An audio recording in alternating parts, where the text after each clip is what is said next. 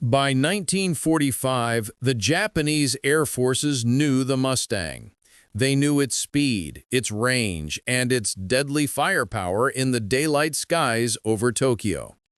But the American strategy was about to deploy the Mustang into a domain the Japanese military considered physically impossible: the deep Pacific night. Japanese air defenses relied on the certainty that any U.S. single-engine fighter was limited by fuel and lack of radar technology. They believed the only threat at night were the slow B-29 bombers, which they could easily track. But the P-51 Mustang had acquired a secret, silent capacity. From the tiny island of Iwo Jima, 750 miles away, a handful of Mustangs would begin to take off, their exhaust muted, their destination the Imperial Japanese Airfields themselves.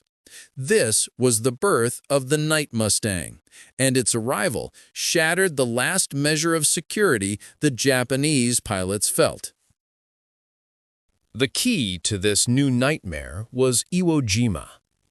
After the bloody assault to secure the island in March 1945, American engineers transformed the captured volcanic rock into a vital staging base. From here, the 1,500-mile round trip to the Japanese home islands was finally possible for a fighter, but barely. The Mustang, already the longest-legged fighter of the war, was forced to fly at the absolute limits of its endurance, relying on massive drop tanks for the 7-hour journey over featureless ocean. The missions were called VLR, or Very Long Range. But daylight wasn't the goal, harassment was. The 7th Fighter Command realized that if they could deny the Japanese pilots sleep and training by attacking them on the ground at night, they could be more effective than in the skies. Transforming the P-51 from a daylight escort into a phantom intruder required simple yet effective modifications. The Merlin engine, while powerful, vented hot exhaust gases that glowed fiercely at night, creating a signature that could be seen for miles. To counter this, mechanics fitted flame dampers, metal shrouds, or modified ejector stubs over the exhaust stacks. These modifications, often cobbled together in the field by the 15th, 21st, and 506th Fighter Groups, captured the exhaust flash, effectively making the Mustang a silent, dark dagger in the night sky. With the engine hidden, the pilots relied entirely on their eyes and navigation tools, as these P-51s were too small and sensitive to carry the bulky, multi-operator radar sets of the dedicated P-61 Black Widow night fighter.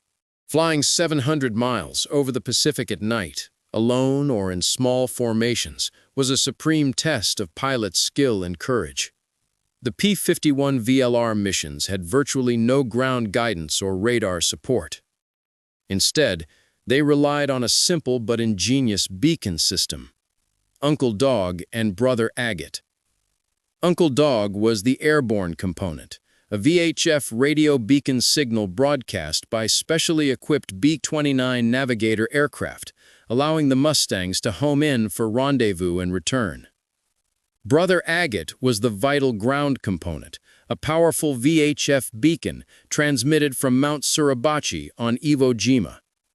This simple signal was the P-51 pilot's lifeline, converting a weak radio signal into a U or D Morse tone in the cockpit, guiding the exhausted pilot back to the island's narrow runway through darkness and frequent fog. The psychological effect of the Night Mustang was immediate and profound, precisely because the Japanese High Command had ruled out the possibility of single-engine fighter presence. Japanese intelligence reports confirmed their pilots were shocked. They expected B-29s, which were slow and high-flying. They did not expect a fast, low-flying fighter that could appear silently over their airfields at 2 a.m., strafing parked aircraft and personnel. For the Japanese air defense, the arrival of the Mustang negated their entire defensive strategy, built on radar and interceptor timing. The constant harassment raids, a single fighter firing a burst over an airfield, prevented critical night training, forced dispersal of remaining aircraft, and severely eroded pilot morale. The strategic rationale for the Night Mustang was not air superiority. That was already established in daylight, but rather harassment and destruction of the infrastructure of resistance. The P-61 Black Widow was capable of intercepting enemy aircraft in the air, but the P-51's unique VLAR capability allowed it to perform long-range intruder missions. These missions were essentially free hunts. The P-51s attacked airfields near Tokyo, Nagoya, and Osaka, hitting hangars, fuel dumps, and personnel. The goal was to force the Japanese to disperse their limited remaining aircraft, disrupt their vital night training programs, and prevent them from assembling massed kamikaze strikes before the expected U.S. invasion, Operation Downfall. While specific nighttime kill statistics remain buried within complex VLR mission reports, the combined success of the 7th Fighter Command's VLR efforts was clear. A total claim of 452 enemy aircraft destroyed in the air or on the ground, for the loss of 130 American fighters. More significantly, the ground attacks proved incredibly destructive to Japanese war material that lacked camouflage or protection. The Night Mustang forced a costly response, as the Japanese military was compelled to divert precious resources and fuel to develop anti-intruder tactics, including setting up decoys, strengthening local anti-aircraft defenses, and moving aircraft into deep, protected hangars. All measures that severely limited their combat readiness during the final months of the war. The Japanese response to the unexpected night presence was desperate and defensive. Since they could not match the P-51's range or speed, they focused on ground-based countermeasures. Airfield defenses became a lethal gauntlet. Pilots attacking low found not just conventional anti-aircraft fire, but landmines detonating in their path, barrage balloons, and all manner of small arms firing into the night sky. While some Japanese officials claimed the damage from the P-51 strafing was minor compared to the B-29 firebombing, the harassment achieved its goal. It neutralized airfields as operational bases. The continuous threat forced Japanese units to conserve fuel, ground their pilots, and scatter their remaining fighters deep into forests, effectively eliminating their ability to launch coordinated daytime interception efforts. For the American pilots of the 15th, 21st, and 506th Fighter Groups, the VLR night missions were defined by isolation and raw terror. Flying a single-engine fighter 7 hours round-trip over the open Pacific created a constant fear of engine failure, a fuel consumption miscalculation, or weather closing in on Iwo Jima. If the Merlin engine quit 400 miles from land in the darkness, rescue was a distant, uncertain hope. The pilots relied entirely on the faint tones of the Uncle Dog beacon and their instruments. The sheer mental endurance required, flying heavy with fuel, often battling unexpected weather fronts, led to the highest accident rates in the Pacific theater. Pilots returned to Iwo Jima, shaken and exhausted, knowing the Pacific was just as deadly an enemy as the Japanese flak. The Night Mustang flew its final combat missions in the hours immediately following the dropping of the atomic bombs on Hiroshima and Nagasaki. Even as the political battle raged in Tokyo, U.S. air patrols continued.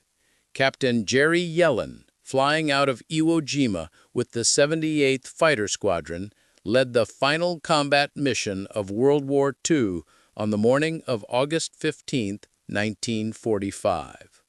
It was a mission born from the same VLR doctrine that enabled the night raids.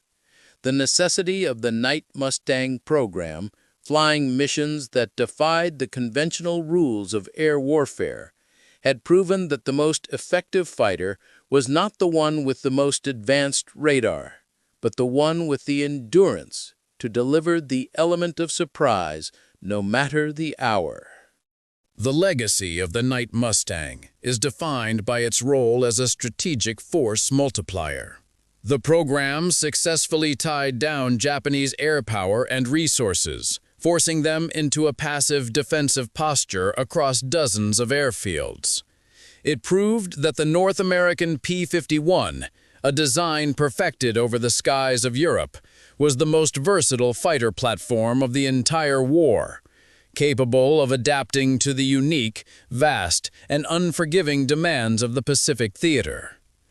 The success of the night intruder missions provided critical strategic lessons that would influence post-war aviation, leading directly to the development of the dedicated F-82 twin Mustang night fighter, an aircraft explicitly designed to solve the immense range and navigation problems first tackled by the single-seat Night Mustang pilots over the dark Pacific.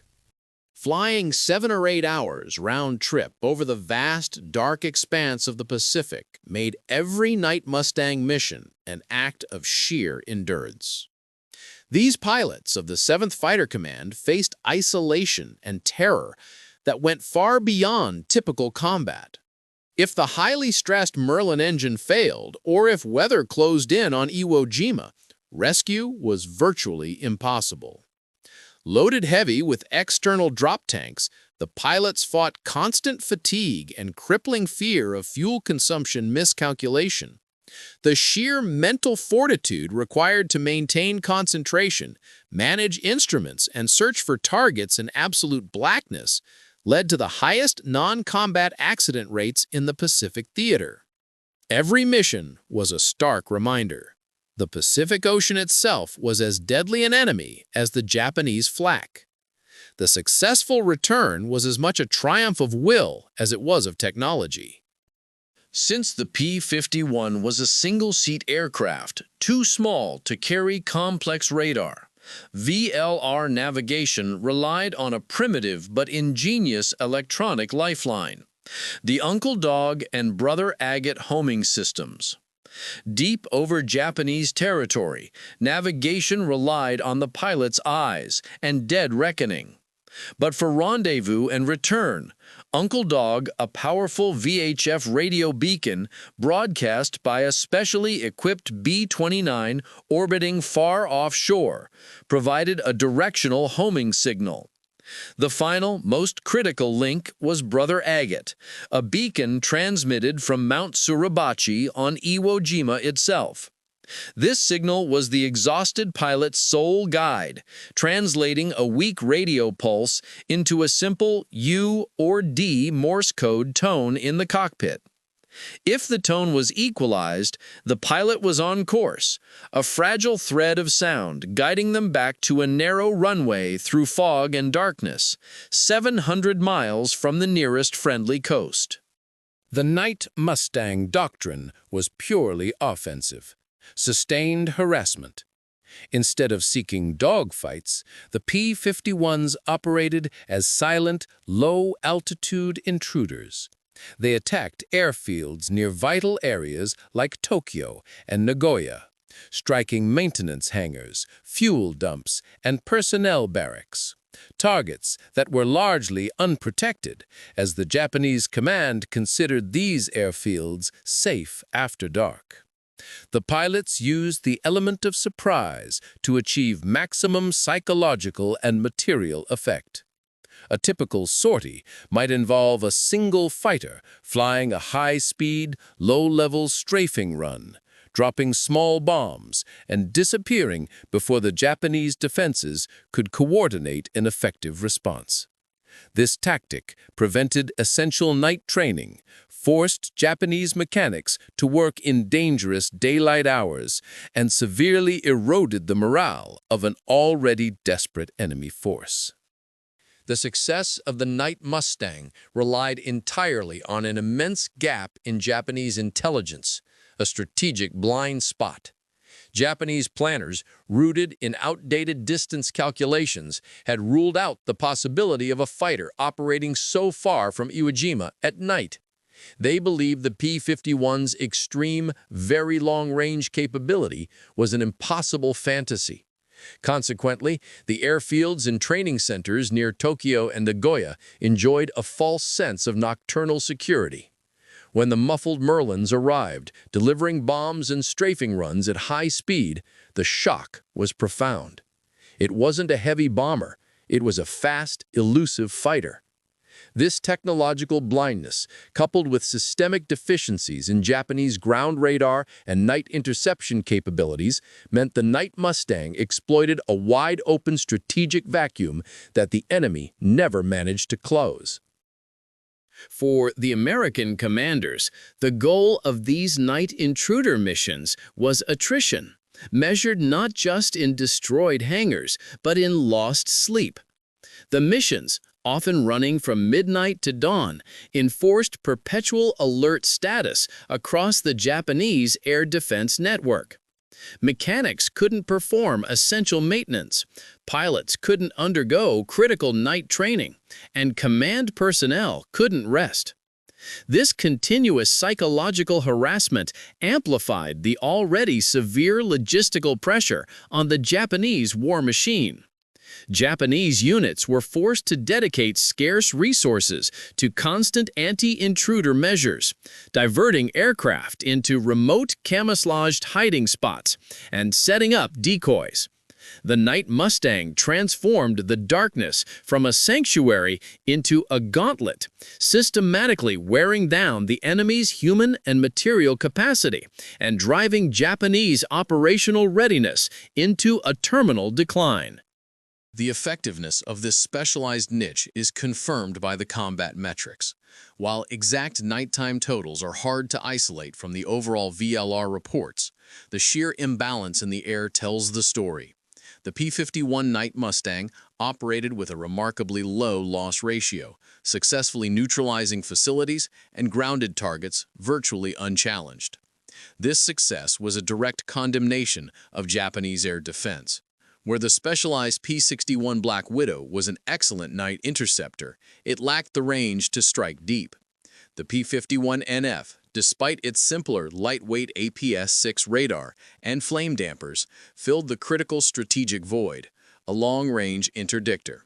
Its ability to travel hundreds of miles, strike silently, and return safely demonstrated the strategic value of adapting proven airframes over developing specialized ones, ensuring U.S. dominance around the clock. The success of the Night Mustang was not merely a pilot victory, it was empirical proof of a systemic failure within the Japanese air defense infrastructure. Japanese forces suffered from critical deficiencies across their network, including rudimentary, easily overwhelmed ground radar and communication systems. The absence of effective night interceptors was particularly telling. While types like the Nakajima Gekko existed, they were too few and generally lacked the reliable, sophisticated airborne radar needed to match the speed and elusiveness of the P-51 night intruder. This technological lag guaranteed the Mustangs an operating environment virtually unchallenged in the air.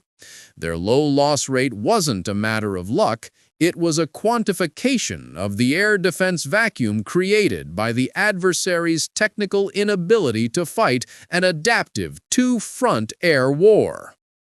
This aerial harassment rapidly compounded into a logistical death spiral for the Japanese. The psychological burden of perpetual alert status, the knowledge that a silent long-range fighter could appear any time, led to intense crew fatigue and errors in maintenance and training. Furthermore, the attacks denied Japanese airfields the operational time needed to prepare for the next day. Maintenance, engine run-ups, and briefings were all pushed into daylight hours, exposing their remaining assets to concentrated P-51 daylight sweeps. This forced sequence created an inescapable chain of events. Attacks denied rest and maintenance, which in turn increased the effectiveness of the subsequent night attacks, accelerating the entire process of Japanese air power depletion leading up to the final invasion contingency. The Night Mustang flew its final missions in August 1945, securing air dominance even as the strategic landscape shifted irrevocably. Captain Jerry Yellen, flying VLR out of Iwo Jima with the 78th Fighter Squadron, led the final combat mission of World War II on the morning of August 15th. It was a mission born entirely from the doctrine of extreme long-range intrusion, a capability that had been deemed impossible just months earlier. The legacy of the Night Mustang is thus defined by its ingenuity and its role as a strategic force multiplier. It proved that the North American P-51, a design perfected over Europe, was the most versatile fighter platform of the war. By forcing the Japanese to dedicate scarce resources to an impossible defense, the Night Mustang decisively broke the perceived sanctuary of the Japanese night, cementing air superiority 24 hours a day and accelerating the end of the conflict. The success of the Night Mustang was not merely a pilot victory. It was empirical proof of a systemic failure within the Japanese air defense infrastructure. Japanese forces suffered from critical deficiencies across their network, including rudimentary, easily overwhelmed ground radar and communication systems. The absence of effective night interceptors was particularly telling.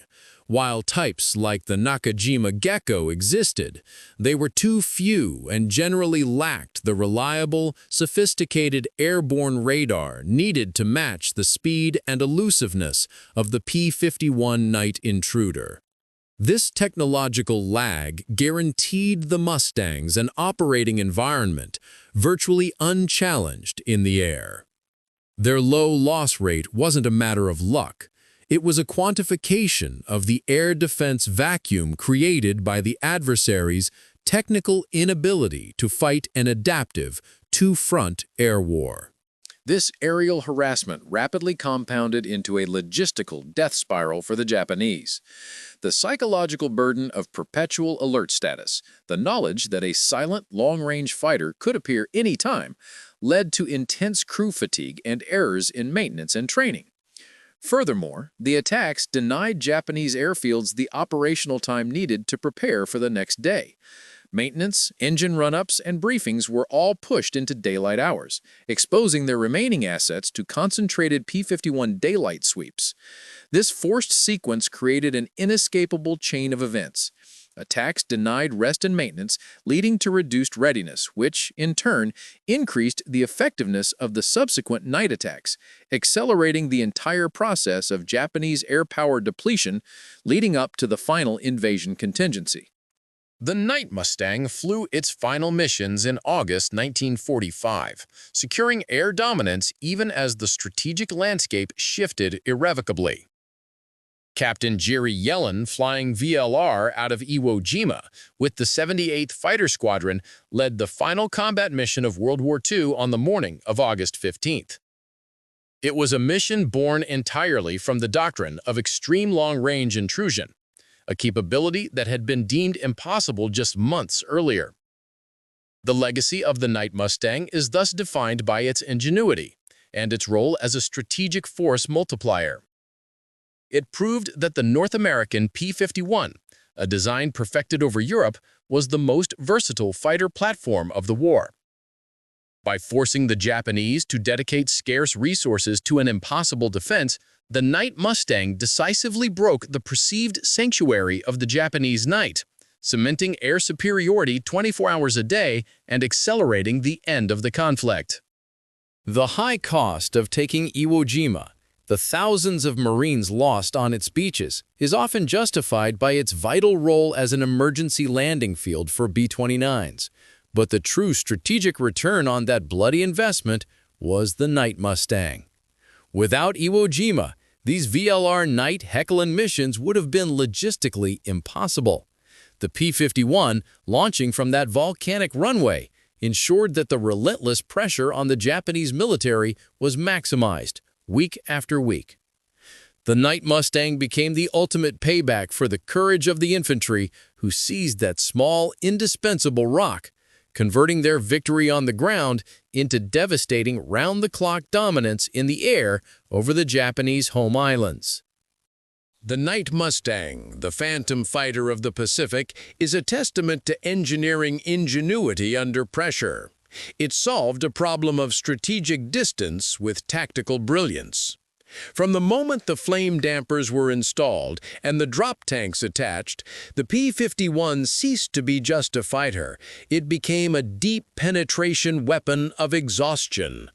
The Japanese never saw it coming, and they never found an answer to the continuous low-level night attack.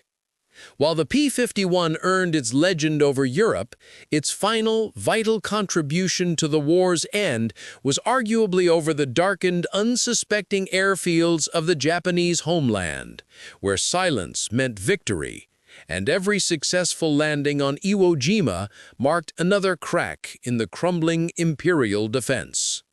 What Japanese pilots never expected was the ingenuity of American engineering and the grit of the young pilots who flew these impossible missions. They were hunting not for glory, but for the destruction of the enemy's will to fight. And in the silent, 7-hour journey between Iwo Jima and Tokyo, they found it. Their story, unheralded by the glamour of daylight dogfights, remains a crucial chapter in the history of aerial warfare, a story where reliability, endurance, and the shock of the unexpected won the battle for the night. This documentary was based on archival documents and historical records from the 7th Fighter Command, the U.S. Army Air Force, and captured Japanese intelligence reports, ensuring a definitive account of the Pacific War's silent hunter. Thank you for watching.